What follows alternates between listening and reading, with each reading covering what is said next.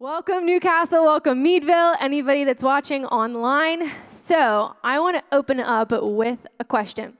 I want you guys to raise your hand if you've ever been put in charge of something. This could be a vacation or like road trip. This could be a group project, any sort of team effort. Go ahead. I want you to raise your hand.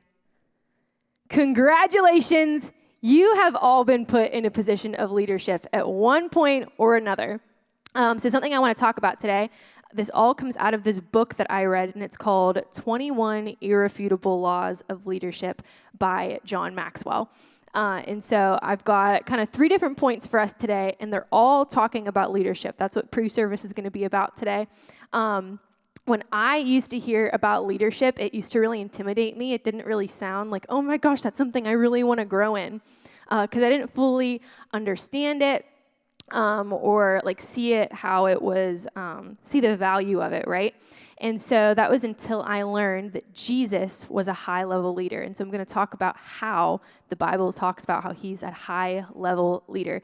And so the truth is, if you read any one of these 21 laws, you will see a picture of Jesus somewhere throughout each and every single one of these laws. No matter what law you open this book up to, you will see Jesus leading in some way, shape, form, or capacity.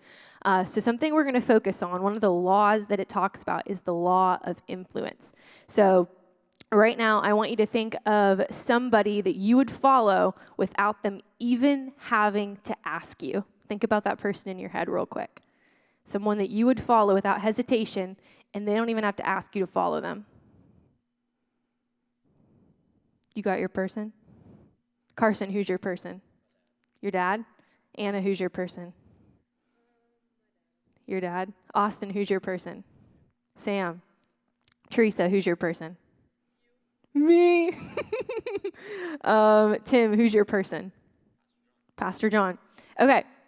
So all of these people, they have created influence in your life. They've influenced you in some way, shape, or form. So leadership, a lot of it has to do with influence in people's lives, of those around you. So it's not just a title, right? Leadership is not just a title. Influence is not just a title. Jesus rarely ever spoke of his title as being the Son of God.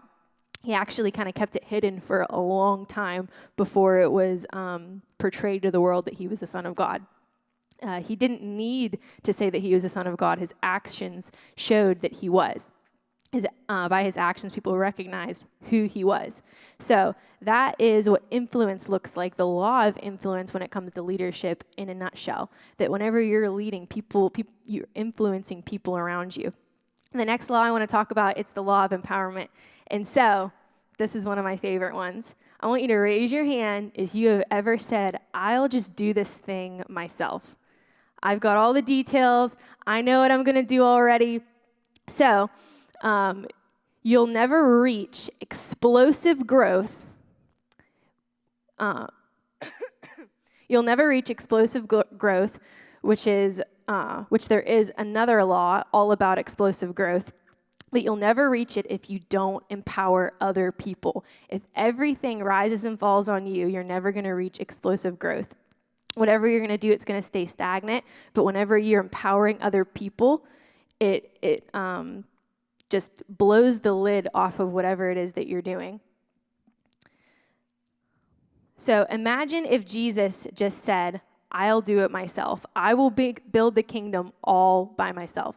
Not much of the kingdom would be built if it was just rising and falling right on Jesus. So what did he do? He recruited disciples. He came and he said, I want you to follow me. Imagine if he never recruited Peter to be a disciple. What would happen whenever Jesus ascended into heaven? So much of the church would not be built because so much of it was built upon Peter. It was built upon Paul. Imagine if he never had the disciples, what would happen after that? And imagine if the disciples never made disciples. If Paul was never recruited, right, to be a disciple, if Jesus had never presented himself to Paul, then I think it's half of the New Testament, it would have never have been written. We wouldn't have so much of the New Testament of what we were reading all the time. So empowerment leads to growth in whatever area you oversee. And then my last one I want to talk about is the law of sacrifice. There's something this book talks about, and it says you must give up to go up. So sacrifice is an act of giving something up that's valued for the sake of something else regarded as more important or more worthy. So sacrifice is actually the heart of leadership. When you look at what Jesus did, what did he do? He sacrificed. He sacrificed his physical comfort. He sacrificed his reputation. He sacrificed all that he had, all of his energy. He sacrificed himself on the cross whenever he died for us. That is actually the heart of what leadership is. It's being willing to lay down your life, maybe lay down your preferences so that you could lead other people and for their benefit. Parents, what do they give up? They give up, their finances, their time, their energy, all to sacrifice things for their children because it's out of the abundance of their heart.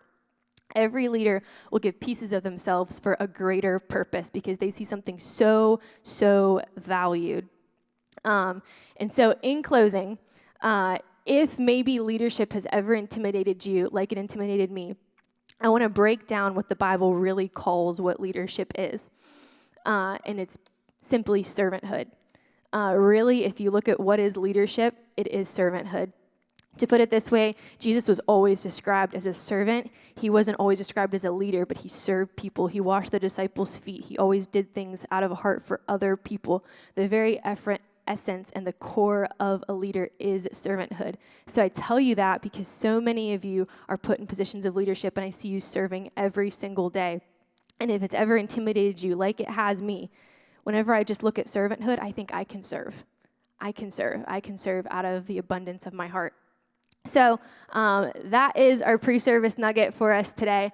I'm going to go ahead and pray us out. We're going to take a few minutes to just walk around this room and pray a supply of the Spirit over the service, over all the students that are coming in today. So if you guys want to go ahead, you can stand to your feet. You can walk around the room. We'll put on some worship music.